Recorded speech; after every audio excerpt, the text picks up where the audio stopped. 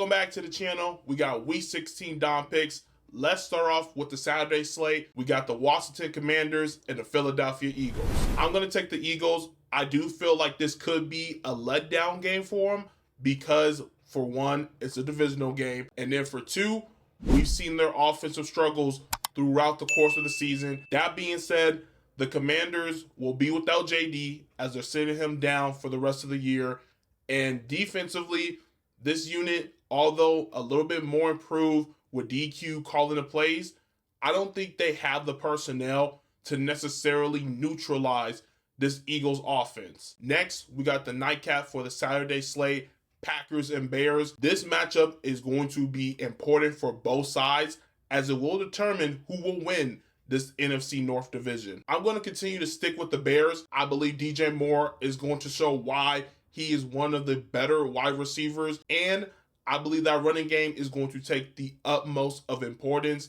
Kyle Monangai, DeAndre Swift. Also, I wouldn't be surprised if the Bears utilize a 2 tight end set. Expect Colston Loveland and Cole Kmet to have impactful games here. And looking at the Green Bay side, not having Micah Parsons is a huge loss, but this defense can still get the job done. They have the pieces at all 3 levels. Ultimately, what gives me confidence in the Bears is the fact that 2 weeks ago, they showed a lot of promise in that second half. I believe that can carry over despite the injuries as Ben Johnson can make the adjustments being without 2 of his best wide receivers. Moving to the Sunday slate, we're going to start off with the Bills and the Browns.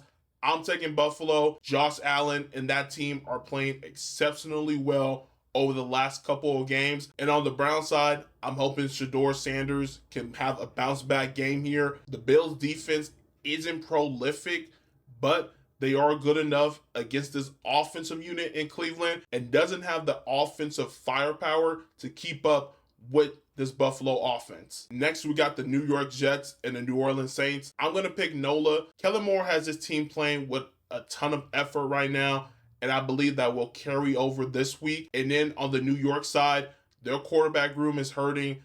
Cooks has been okay, but he's an undrafted rookie. And on the defensive side, they've been extremely dreadful. Next up, we got the Chargers and the Cowboys. I'm rolling with LA. When you look at this Dallas defensive unit, they have returned back to earth. Although the Chargers offensive line has been lackluster, our offensive unit should be able to get back on track this game. The run game with Vidal and Hampton should be able to find some rushing lanes. And when it comes to the passing game, Justin Herbert can exploit the Cowboys secondary. We just saw that last week when they went up against J.J. McCarthy and that Vikings offense. Plus, let's not forget that the Chargers defensive unit is one of the key reasons for why they've been so successful this season. Going against that Dallas offensive unit, it will be a challenge, but I can see them having success and slowing them down. Chiefs and Titans, I'm rolling with Kansas City. Vikings and Giants, I'm rolling with Minnesota. I love what I saw from J.J. McCarthy last week. Granted, it was against the Cowboys defense, and this week, the Giants defense is a cakewalk as well. I want to see him get that momentum. That way, going into next year, this Vikings offense can hit the ground running. Next up, we got the Bengals and the Dolphins. Originally, I was going to take Miami, but then the news broke that Tua was getting benched, and Quinn Ewers, rookie coming out of Texas, is getting a start in this one. Because of that, now I'm rolling with the Bengals. I believe there's just too much turmoil right now in Miami. The Cincinnati Bengals offense should be able to have success against a Dolphins defense that is middle of the pack at best. And offensively, when it comes to the Dolphins, I'm not sure what to expect. Devon Achane should be able to have success, but will Cincinnati stack the box and force the rookie quarterback to beat them? If it was me, that's what I would do.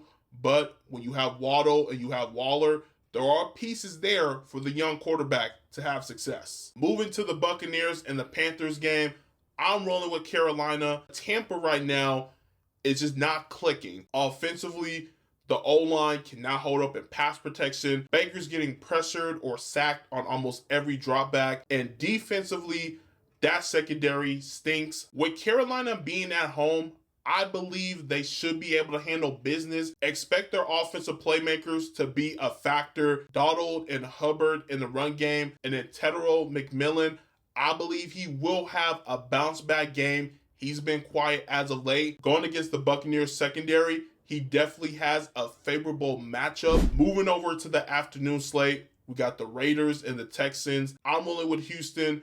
The Raiders are barely an NFL team this year, and I'm expecting that Texas defense to absolutely mollywop them. Next, we got Jacksonville at Denver. I'm taking the Broncos. They've been money at home.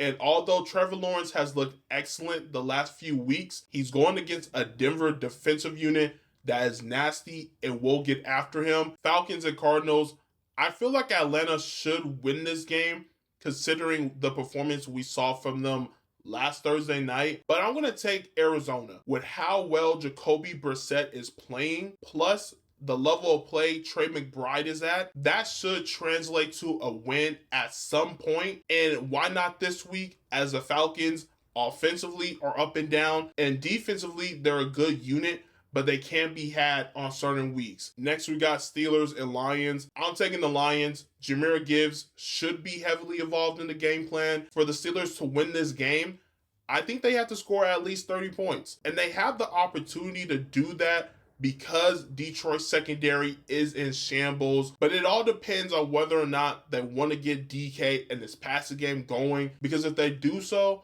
I like their chances. But I have to stick with Detroit because they're on their last breath, and every game down the stretch here matters for them. Sunday Night Football, we got the Patriots and the Ravens.